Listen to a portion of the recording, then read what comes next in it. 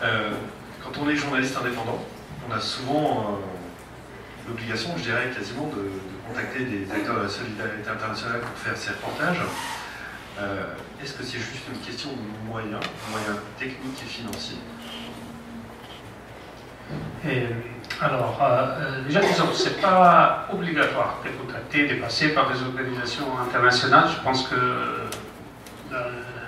le journalisme traditionnel veut dire qu'un journaliste va sur le terrain, reporter, rencontrer sur place, expliquer ce qui se passe dans une certaine zone.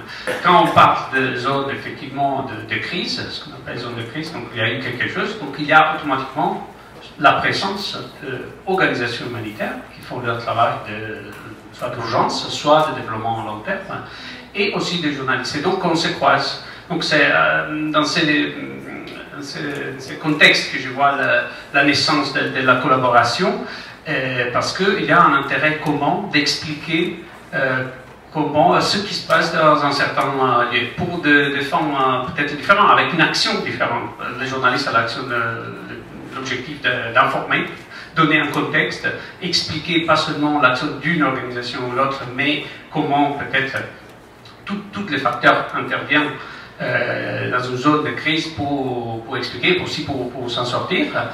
Évidemment, il y a des points en commun à la suite de cet intérêt. Et il faut, pour l'organisation humanitaire, c'est très important aussi d'avoir des journalistes, comme le disait Agustine, pour qu'on parle de certaines problématiques qui sont oubliées. Et notamment comme moi, mon intérêt est pour les problématiques oubliées. Effectivement, il y a encore plus de contacts. En fait, j'aime bien montrer un dessin qui explique un peu aussi d'une façon rigolote. Voilà, par exemple, ça c'est un dessin de presse que j'avais vu sur un média français, ça s'ouvre, je ne sais pas si c'est visible, c'était dans le contexte d'Haïti, mais ça explique un peu les besoins de tout le monde, disons, les journalistes, parfois, comme tu l'as dit, ont besoin de s'appuyer sur les organisations pour avoir de l'appui logistique ou financier pour réaliser des reportages qui autrement n'auraient pas assez de public. Là, il y a, vous voyez, les donataires, qui c'est un peu les financiers, souvent des organisations aussi, des acteurs de la solidarité. Imaginons, je ne sais pas, Bill Gates Foundation, qui après finance des projets des organisations. Pas de médias, pas de chocolat. Là, c'était en Haïti, pour dire l'importance de... Je vais voir, souvent, parfois, les donataires, ceux qui mettent l'argent, veulent un retour de visibilité, évidemment. Et donc, ça oblige certaines actions, et ça oblige aussi les acteurs de la solidarité à chercher l'attention des médias dans plusieurs formes. Et donc la collaboration pour les journalistes, de l'autre côté, évidemment, comme tu l'as dit, ça arrive de s'appuyer sur des organisations parce qu'ils ont déjà une présence. Agustine a montré une carte assez importante, évidemment, explicative, où il y a une présence logistique sur place. Donc on peut avoir de l'aide, du soutien qui... Là, il n'y a pas d'argent souvent. Dans la plupart des cas où j'ai collaboré, où j'ai croisé des organisations humanitaires dans un contexte de zone de crise, c'était tout simplement un enrichissement mutuel où j'ai expliqué des choses.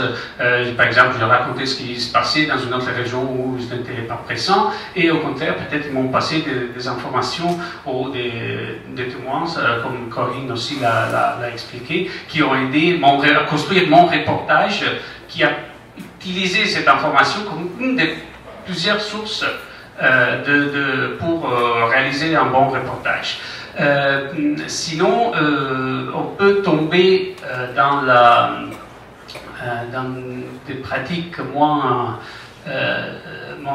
disons, laudables, si on peut utiliser ces termes, quand, par exemple, on explique le concept de voyage de presse. Ça, je trouve que c'est une dérive pour les journalistes, mais c'est aussi pour les organisations où, en fait, on construit, on ne fait pas un reportage, mais on construit un certain contenu qui sert des communications, où on voit une sorte de recherche de bons bénéficiaires témoins qui doit dire que sa vie était très mauvaise avant, mais grâce à l'aide, etc., sa vie a changé. Et donc là, c'est évidemment, c'est une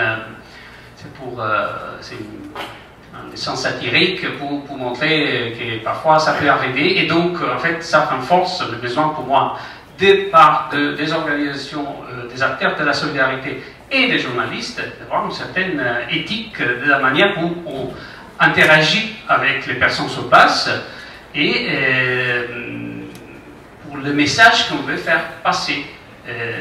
Voilà, c'est une sorte de dynamique qui s'est mise en marche surtout après Haïti, parce qu'à Haïti, il y a eu une très grande concentration d'ONG, d'organisations de tout type, en fait, et l'aide était très concentrée. Donc on a vu aussi des effets un peu qu'on n'imaginait pas avant, qui ont forcé un débat sur comment on fait la communication et comment on fait des bons reportages respectueux aussi des problèmes des gens qu'on rencontre.